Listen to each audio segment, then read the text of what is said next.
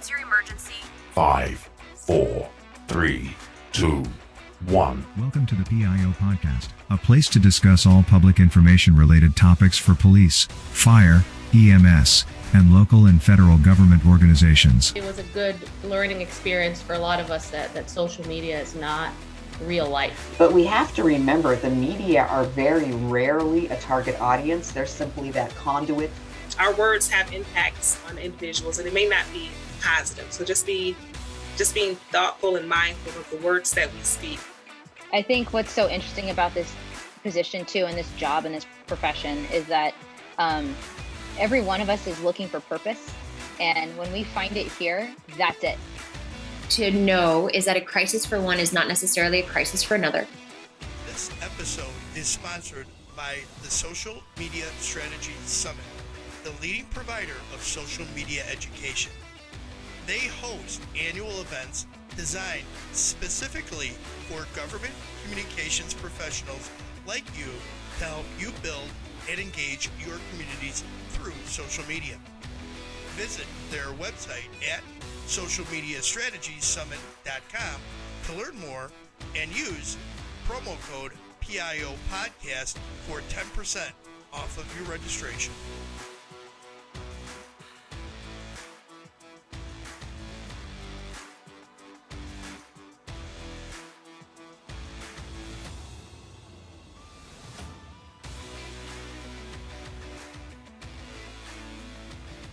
Good afternoon. Today on the PIO Podcast, welcome to the CEO, Christopher Tarantino. He's the CEO of Epicenter Innovation.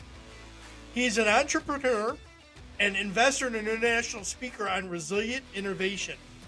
Christopher has worked with thousands of high-performing leaders from startups, enterprise, and government organizations like Google, FEMA, and Cisco. With past roles at every level, Christopher holds a variety of certifications: Certified Crisis Management Communications Professional, Master Exercise Practitioner, Certified Hospital Emergency Coordinator Level 3, and, of course, a Master Public Information Officer. Chris, welcome to the show. Thanks so much for having me. I'm really excited to be here. So, Chris, I'm going to jump right into the questions. I got a lot to ask you, so I'm going to start off with the first thing. So let's, as a PIO, let's talk about why is building a strong social media analysis response team, why is that so important, and why does 76% of the public expect help to arrive in less than 3 hours from the post for help? Oh boy. Yeah, great question. So my whole experience started at the intersection of marketing and public safety. And so, from my experience teaching across the country with FEMA, from developing courses all over the place, I've learned that there's a huge weight put on PIOs as well as any other government communicators to be on social media and to have a presence there. And that has changed a lot in the last 10 plus years since I got into this game and started doing PIO stuff and started doing social media monitoring and those types of things for FEMA and a whole variety of other organizations. And the expectations have only increased. Now, they've changed quite a bit. There's been some modifications in terms of which platforms you should be on, how often you should post, where you should post. Facebook has gotten 1,000 facelifts since, since we first started talking about it in the PIO realm of things. But the importance of using social media has not gone away. In fact, it's only gotten much more challenging for the PIO. So your question was about monitoring, but I think there's really three main sides that I look at with regard to social media. One is obviously the one that we all like to talk about. That's the engagement side, outreach, proactive communications, messaging strategies, all those types of things. Most PIOs are used to talking. They're used to holding the microphone. Yes, they are. And so this part, we don't necessarily have a huge problem with. It's not that challenging to make a social media strategy. Before an incident, for sure, in blue sky time, it's much easier. When we're actually in gray sky time and designing strategy for incidents, then it can be a little bit more challenging, but that's what we train for. So the outreach side, that I feel like in the PIO world, we have a lot of that covered. Obviously, always room for improvement. The second aspect that I like to talk about a lot is that monitoring piece, which you brought up, the social media analysis and response team concept, the virtual operations support team concept. We call those SMART and VOST, respectively. That was going to be my next question. Those have been around I for a was while. going to jump. That was going to be my next question. So go ahead. Run right into it. Yeah. I won't steal your thunder, but those two concepts, as well as just the overall idea of monitoring, not just for messaging, but monitoring for intelligence, has been around for a long time as well. And that is where I think a lot of public information officer shops struggle still, even after 10 plus years that I've been teaching social media to emergency management professionals. But then also we struggle in the usefulness of social media and communicating our value, not just to communicate, but our value to inform, to provide intelligence to the operations Chris, section, to other let me interrupt you real operators. quick. Why do you think? Yeah. Why do you think a lot of public information officers still struggle with it? Yeah, great question. So I think there's a few different reasons. I think one is we don't always have our priorities straight and we go back to what we know. So like I said, we're used to holding the microphone, which means that we can create posts and messaging, and we'll put bottom line up front and create an upside down triangle and make all kinds of strategy all day, all night, and we'll do it really, really well. Like I said, obviously room for improvement. We can borrow from other industries. However, that's what we know what to do. I think the other reason why we struggle with that is not necessarily knowing the tools and not being up for the tool set. And so while we're used to communicating outwardly using social media and other communications platforms, we're not always thinking about what can we take in. Because if we think about the name that we have, the title that we have, the public information officer, that sits in the traditional incident management team structure, that sits in the command staff as a way to inform the public of what the IMT and what emergency management is doing. It's not necessarily designed to be a function to synthesize and distribute information within that operation. And so our mindset of who we are and the value that we provide needs to update and needs to change. And some people, some individuals, as well as some teams do that pretty well, but we still struggle to get those three main pieces. So whether we're engaging, whether we're monitoring, or the last one, whether we're archiving and keeping track of what we've done as a point of solidarity and as a point of reference for the public, as well as for our own operations, we tend to struggle and we tend to really, really overemphasize the engagement. It's interesting you bring up the archiving and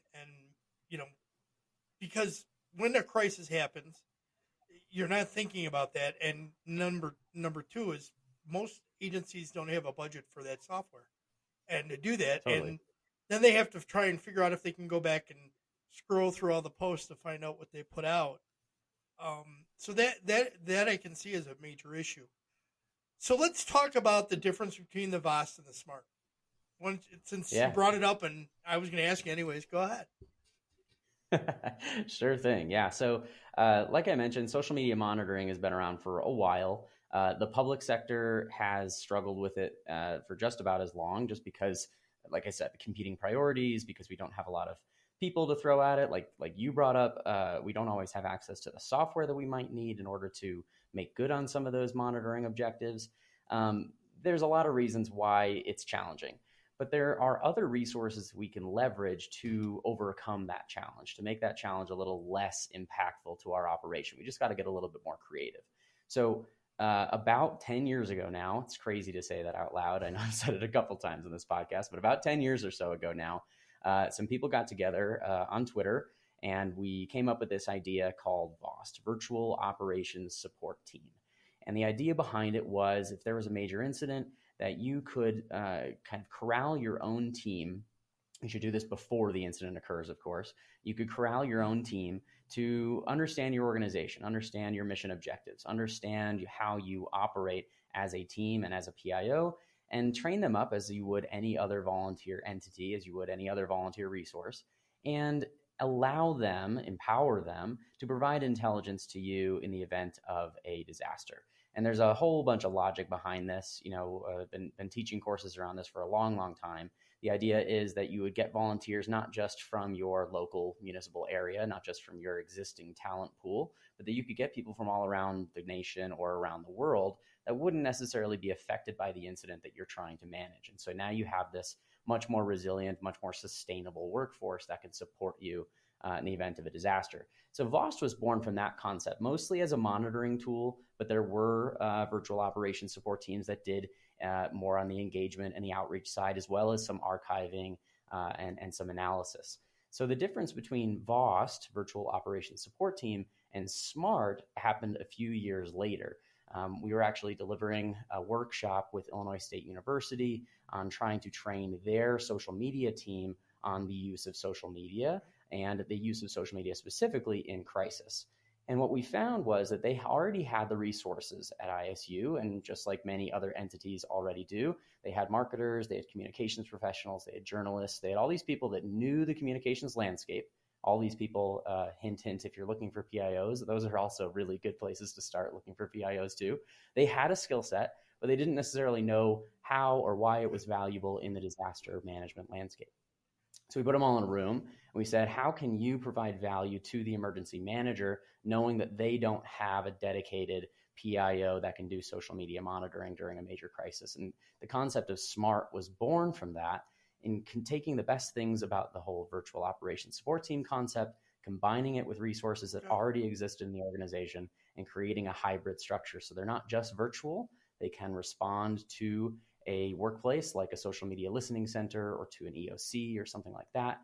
And we have a chance to then train them up and utilize their resources before, during, and after disaster, because we have a little bit more leeway because they're already on our bench. They're already part of our team. And so we use that hybrid workforce that we already have access to. So we recommend that if you're in a higher ed institution, if you're in healthcare, even in the corporate world, potentially even in government, that while a VOS, Virtual Operations Support Team, may sound sexy, it may sound really interesting, and that you can create this global workforce that'll help you out, you probably have more resources in your backyard and could benefit from a more hybrid structure by taking that SMART approach. Interesting. All right, so what tools would you utilize for monitoring or collaboration? Great question. So there's a whole tool set. There's a whole set of things that we recommend.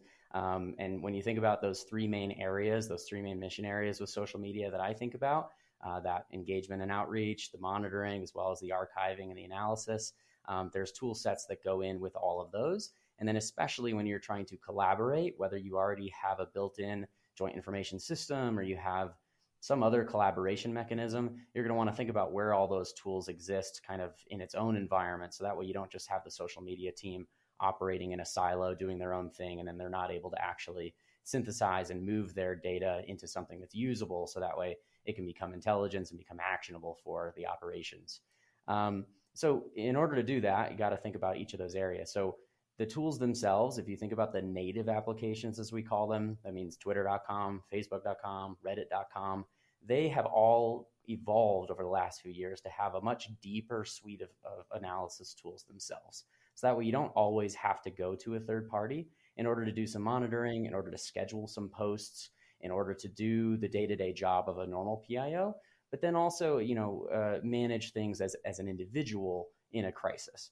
Now, with that said, if you're trying to do this at an expert level and you're really trying to advance your craft, you're probably going to outgrow those tools pretty quickly. But I usually recommend to people that if you're just getting started and you're just kind of dipping your toe into the social media water, start there. Don't download Hootsuite. Don't get into, all these other tools that are out there. Just start with the native application and kind of go from there and see what it is that's lacking as a result of your searching or your monitoring or your outreach. There's cost with all those tools, though, correct? There's what? There's cost with those tools, correct?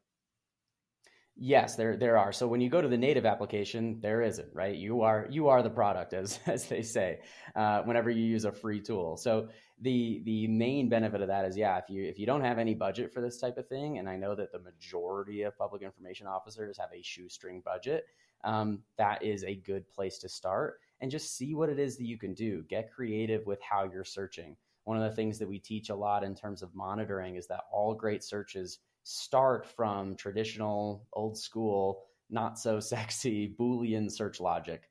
If you've never heard of Boolean search, just look it up and you've already started using it. And so we teach people that as the starting point, because then if you know how the tools work, if you know how they're structured and what the logic is behind the queries that you're sending them, you can tend to be a much better, much more savvy user of any tools that you might invest in. So even if you do have a budget, I still recommend that you start there, because then you get to hone your skills, you get to get better at the baseline. And then in the typical emergency management fashion, if the tool ever goes down, you're not SOL at that point. You have an opportunity to then go back and use the manual search mechanisms on the native application. Great. Chris, now I want to jump into crisis communications. I read something you talked about, the Everett-Rogers scale. So could you explain it for our listeners? Totally, yeah. So Everett Rogers came up with this scale that's taught in pretty much every marketing one-on-one course that I've ever heard of, and it's called the diffusion of innovation. And I've talked about this all over the country, all over the world in teaching emergency managers, but then also talking about the relevance of this scale to those that are not in the disaster management space. So the diffusion of innovation is basically a bell curve. If you're not watching, I'll draw it really quick. I'll put a link into the show notes. So people there you go. Yeah. So it's a normal distribution bell curve that you're probably familiar with. And I promise this is as much math as we're going to get into on the podcast today. And in the normal distribution, there are some categories. And if you think about it this way, the diffusion of innovation basically illustrates how a particular innovation, a tool, a solution, a software, a platform, a website, whatever it may be, diffuses or spreads throughout a society or a group. And so at first, you have a very small number of users. We call those the innovators. They're the people that adopt technology and adopt things because it's a part of who they are. They don't tend to be super discerning with what they adopt. They just want to be part of the new thing. And that's really what's important to them, is to be on the cutting edge. And so that's a really small portion of the population, about like 3% of people fall into this, and they're pretty easy to identify. So if you remember when smartwatches first came out, or when the smart refrigerator came out, you probably had a person in your office that was like, I'm going to get that. And I'm sure they did. And I'm sure they do that with lots of other technologies as well. That would be an innovator. It's important to note that just because you're an innovator in one category, like social media software, for example, that might be mine, you're not necessarily an innovator in another category. So you're not just a token innovator across all things. Otherwise, you wouldn't have probably any money to your name, and you'd be surrounded by useless technology for the rest of your life. It's a sad, sad existence indeed. But anyway, those people are pretty easy to identify, and we can observe them for where the trends might roll into as we get further and further down the road. So the next category are the early adopters. They have a bunch of innovator friends, and they do care what technology is actually going to stick around. And so they are the ones who are actually watching the innovators, looking for technology that they can share with others. It's a larger group of the population, but it is not a large group by any means. This is actually typically where I sit on the diffusion of innovation curve. I don't want useless technology. I want technology that works, that suits my needs, and that I can share with the people that I care about, whether that be clients, friends, colleagues, peers, whatever. And so I watch for technologies, and I then have an opportunity to pick them apart and then to advocate for their use. And they tend to be more of that visionary problem solver type mentality, where they're watching for technology that can be used effectively. They find a need, and then they start using it. The thing with these people is that they tend to move pretty rapidly through this curve. And so they'll adopt a thing, they'll use it for a little while, they'll share it with other people, and then they might be watching for the next piece of technology. Not quite as rapidly as the innovators, but still pretty rapid. Now, the next question is, who are they talking to? That's the early and the late majority. Early majority tend to be a little bit more trusting. They tend to be a little bit more understanding, and they're more interested in things like technology, innovation, software, et cetera. And they listen to the early adopters, and they trust what the early adopters have to say. These are the people that are going to be prone to bandwagon thinking, especially when you get into the late majority group, as you might expect. This is a huge portion of our population where they're waiting for the kinks to get worked out. They're waiting for their friends to adopt it first. They're waiting for their phone upgrade package to come due, whatever it may be. That's most they have government a reason or agencies, another. right? Most government agencies would either fit in the late Right. majority for sure, or in the final category, depending on how far into the Stone Age your agency is. Yeah. Those are the laggards, right? And the laggards are the ones that they have to be forced into adopting a new technology until there's nothing left for them to do. And so they're the ones that bought a touch tone phone in the store because you couldn't buy a rotary phone anymore. It's the fire department that ran their apparatus into the ground because they could not, service it anymore. And so they had to get a new piece of apparatus and put it into service very rapidly. And so what you see is these people tend to skip cycles of innovation sometimes because they are purposefully, most of the time, absent from that innovation life cycle. And so as you go through the curve, it takes them a little while. And so this curve I've used to illustrate a few different things. I've used to illustrate technology, marketing, sales. There's a lot of different ways that you can use it there. It's pretty obvious in terms of what technology will be important and when. But then when you think about it a little bit further, the more important idea that I'd like to share with PIOs and with communicators in general is that it's a very similar analogy to how individuals adopt ideas as well. So when you think about the diffusion curve, less about diffusion of innovation, but the diffusion of ideas, that opens up a whole realm of possibilities for us to talk about. So, Chris, how does that equate into crisis communications? Yeah, I'm glad you asked that. So when you think about the diffusion of ideas and you think about a message that you have to sell, right, the diffusion of that message will be quite a bit different depending on who you're talking to. This is just one way to look at a population. It is not the only way. It is probably not the perfect way, but it's a very simple illustration of what happens when you have something to share with others. And so PIOs are always, I've said this a million times, I'll probably say it a million more, PIOs are always salespeople and marketers. We are doing the job that in industry would be considered a business development professional, someone who has to communicate, influence, and articulate the value of what it is that you are promoting, so that way other people may adopt it or buy it, right?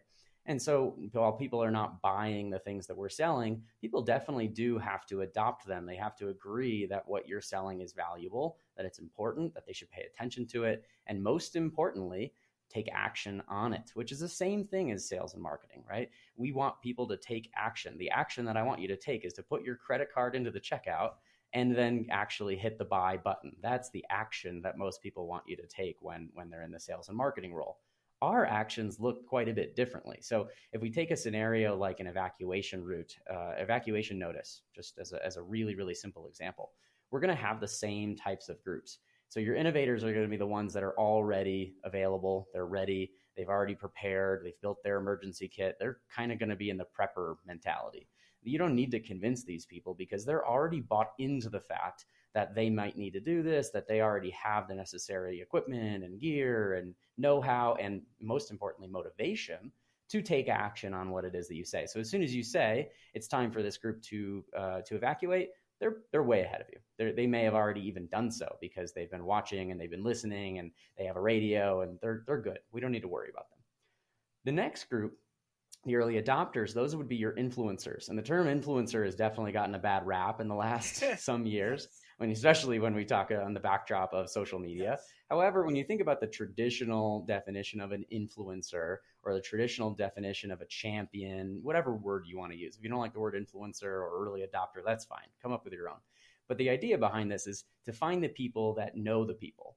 And one of the stories that I talk about, and you've probably heard this before, is the comparison between Paul Revere and William Dawes. Have you heard this story, Robert? I have.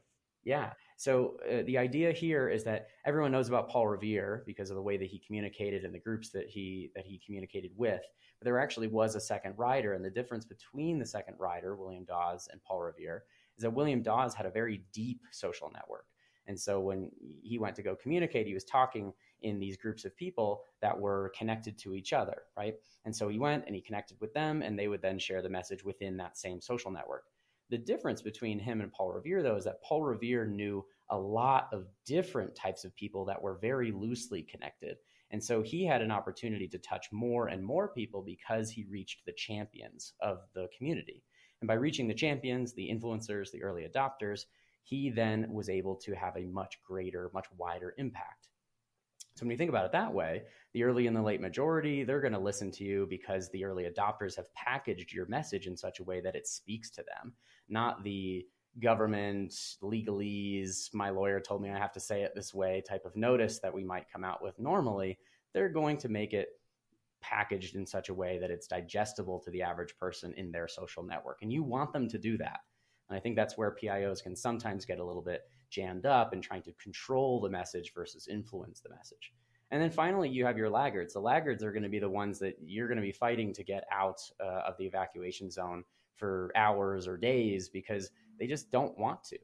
There's almost nothing that you can say that will motivate them to change their mind. And frankly, they don't trust you anyways. You're not a trusted source of information for them. And unless you are forcing them to leave their home or to leave their loved ones or whatever it may be, they're probably not going to be motivated to do that.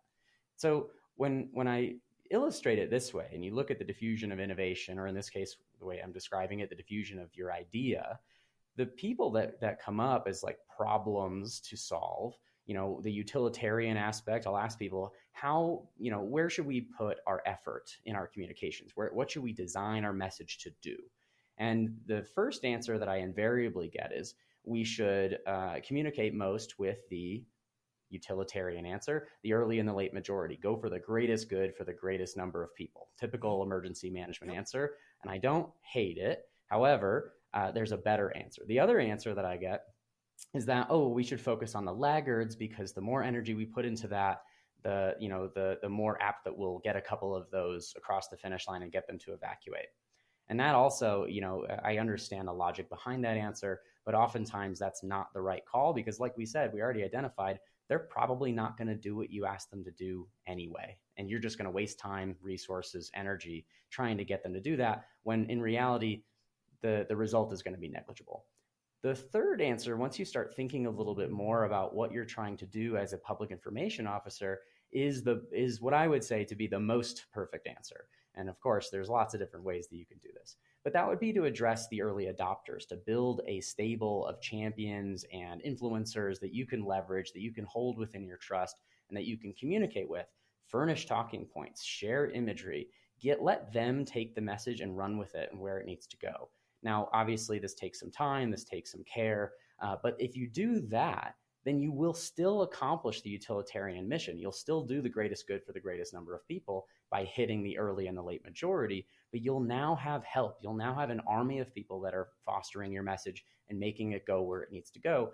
Oftentimes, especially in the fragmented landscape of social media that we're in right now, often in places where you can't get to. And that's really, really important in this age as a PIO.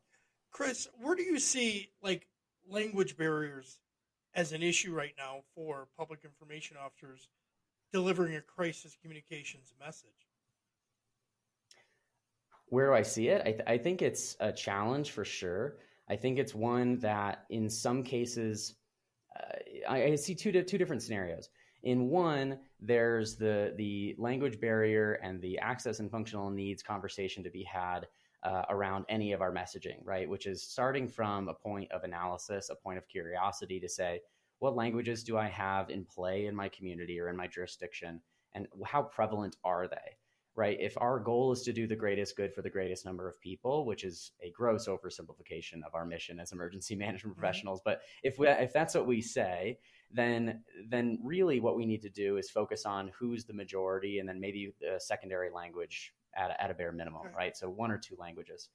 Where I see people kind of falling off the rails is they do an analysis, they may hire a firm, they may do some Google research, whatever, and they find out that there's 20 languages spoken in their jurisdiction, and they think that they have to then translate all of their messaging into 20 different languages.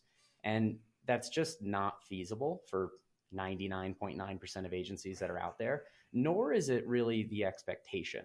I think that, if you talk to members of your community and you talk to the individuals that have the access and functional need that we're discussing here, that they have access to other language resources, whether it be a family member, whether it be translation websites. There's a lot of technology out there that can assist the user, the audience member, the community member in receiving your message. Now, that puts the onus of responsibility on them, which I don't think we're comfortable with, and I don't think we should be 100% comfortable with long term, nor should we do that holistically. However, I'm always a fan of being realistic about our resources.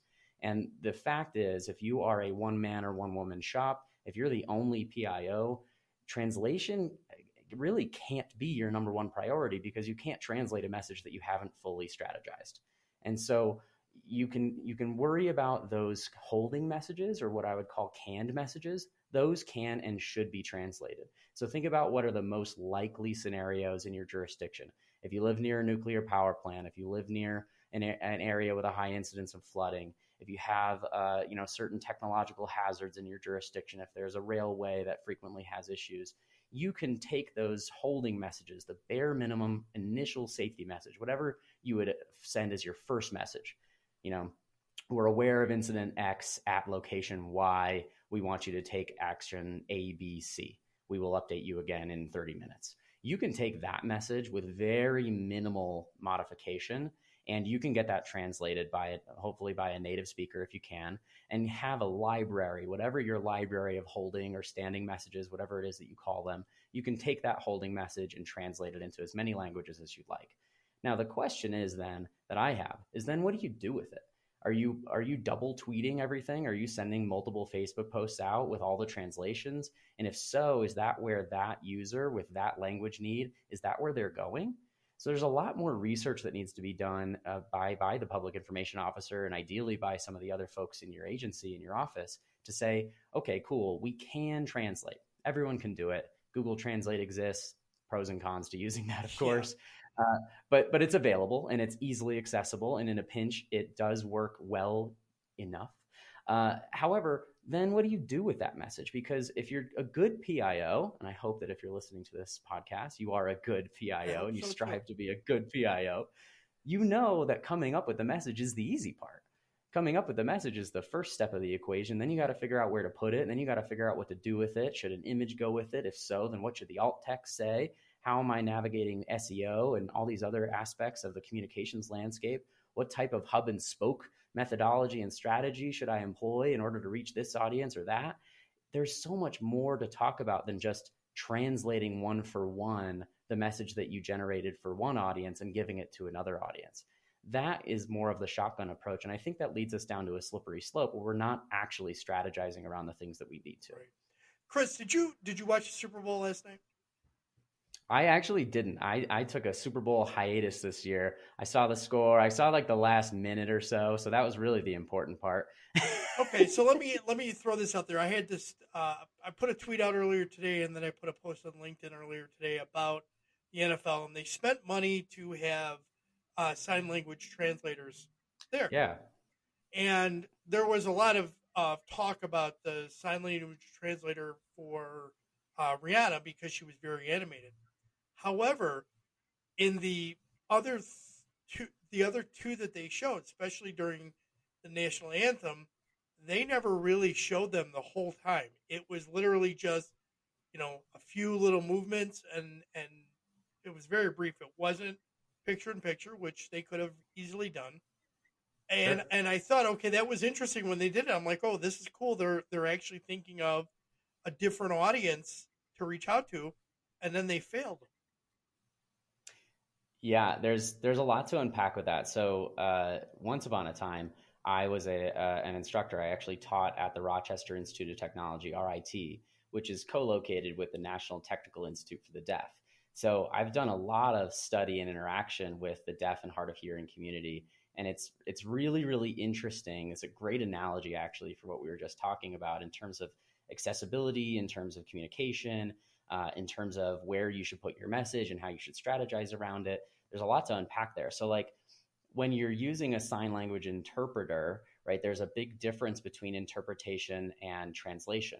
And so when we translate things to other people, we may take our language and put it into what we think is their language. And if you're not a native speaker of the other language, you'll probably miss some nuance or some slang or some syntax or whatever as a result of the translation, because you're not actually interpreting it into their messaging. They're not interpreting it into their way of speaking. And so you're automatically going to be less than trusted because you're not going to sound like them. And so that's the case for making sure that you can have a native speaker.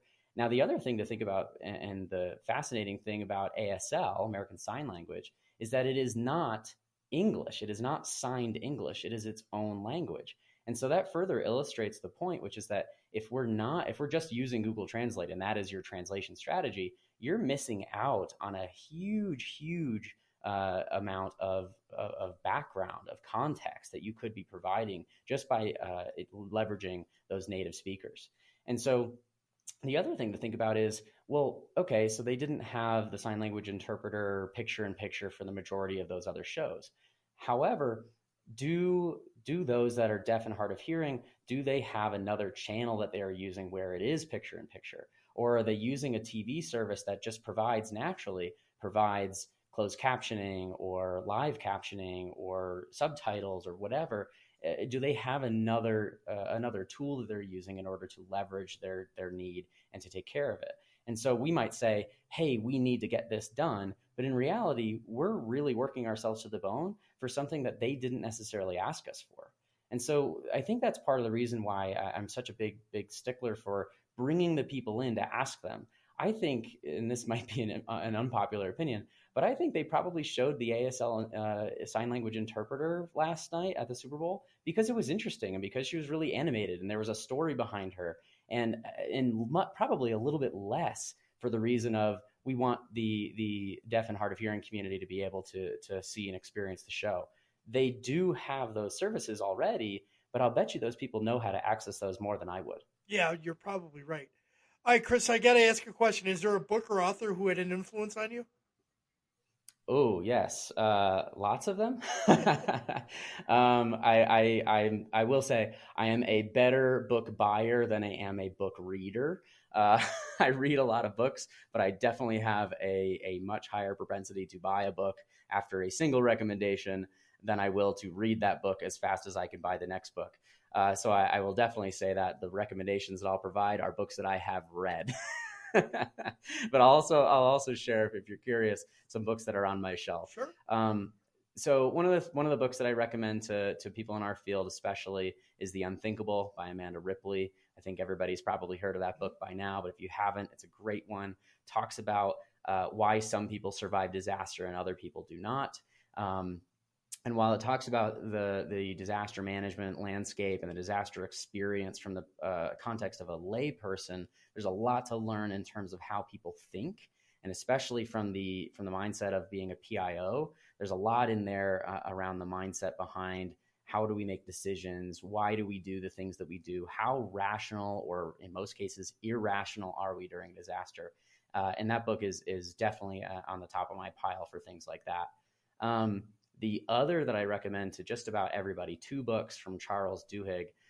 One is The Power of Habit, another one that illustrates how we think and why we do the things that we do. In this case, this one's much more about productivity and being a master of yourself, but also understanding how the human brain works with regard to habit-forming behaviors. And not just habit-forming behaviors like smoking or gambling or things like that, but those unspoken, unconscious habits that we all have, and the triggers and the payoffs that we all expect when we are playing in that landscape. We have many more habits than we do routines in our world these days. And so if you pick those habits apart, you can become a much better leader, a much better communicator, and just a much better person overall. The other book from Charles Duhigg that I recommend to everyone who works with a team is Smarter, Faster, Better. That book is required reading on the Epicenter innovation team. Everybody upon hiring is actually required to read that. He's a great storyteller, number one, just from the writing perspective, but then he tells stories that illustrate the points in the book in such a way that you really feel immersed in the learning and you feel immersed in the concepts that he teaches.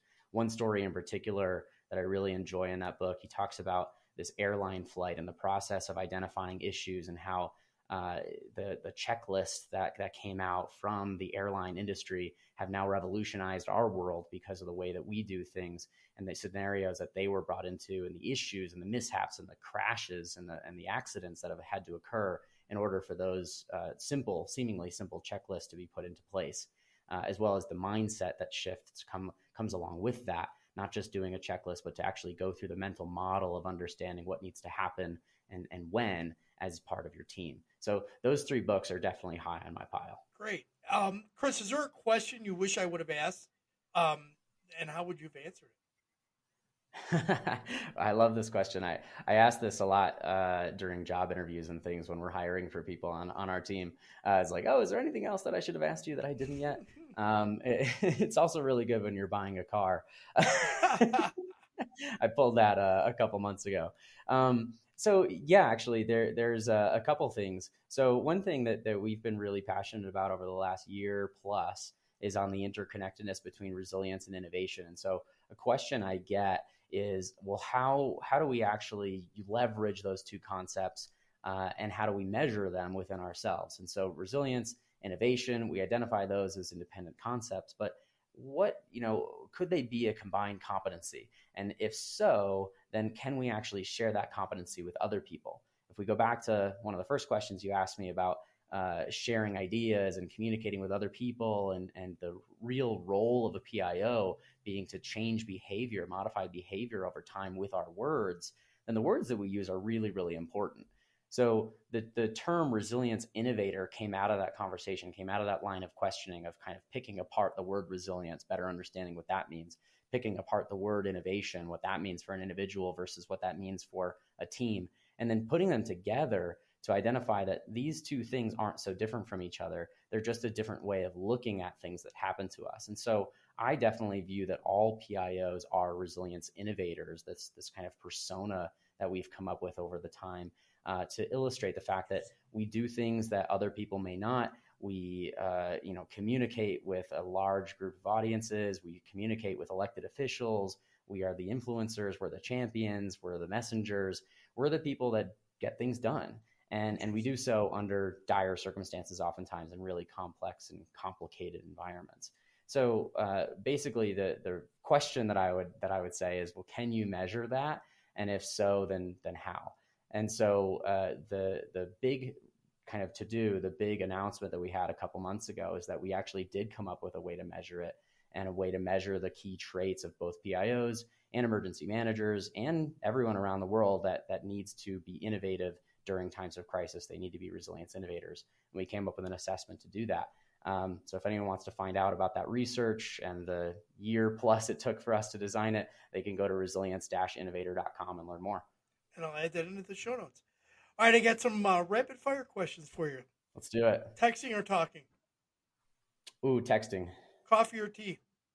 Coffee. Adult drink of choice? Ooh, old-fashioned. Ideal vacation spot? Man, that's so hard. Somewhere I haven't been yet. Who's your hero? Who's my hero? Ooh, everyone listening to this podcast, we've been doing a bang-up job the last couple of years, and I am always, always impressed in you. You're my hero. Thank you. Ask permission or beg forgiveness? Oh, beg forgiveness for sure. Anyone listening who knows me knows that that's a very easy answer. Describe your style in one word. Utilitarian. Cool. Chris, final thoughts. What key points would you like listeners to take away from this interview today? Ooh, yes. I'll give you three. A good PIO always has his top three talking points. One, we are the messengers. We are the influencers. Identify and understand that diffusion of ideas. So that way you can really, really lean into that message, lean into your communications, lean into your ability to influence other people. Read those three books that I mentioned. They'll make you better. They'll make you a more effective PIO and also a more effective individual. And check out that Resilience Innovator type assessment that I mentioned. Just go to resilience-innovator.com if you want to learn more about the research that we did. Thank you, Chris, and I'll add all that into the show notes. How could people best reach out to you if they want to connect? Yeah, LinkedIn is probably the best place. You can find me on there. Full name, Christopher Tarantino. The other place would be our website. So you can go to epicenter-innovation.com and you can catch me there too. Chris, I'm sure you get this a lot. You're not related to the movie Tarantino, are you? I'm related enough for you to ask. I am not related enough to be in any movies. Well, congratulations, and thank you for being on the show. We appreciate everything. Thanks very much. Appreciate you having me.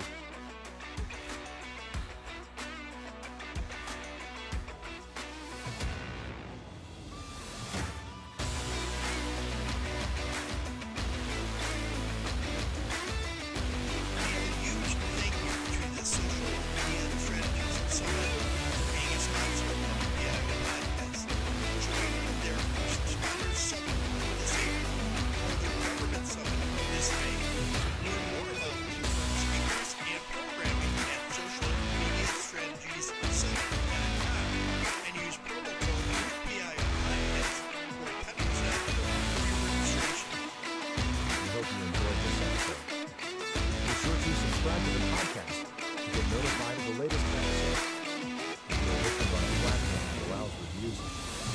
us a review.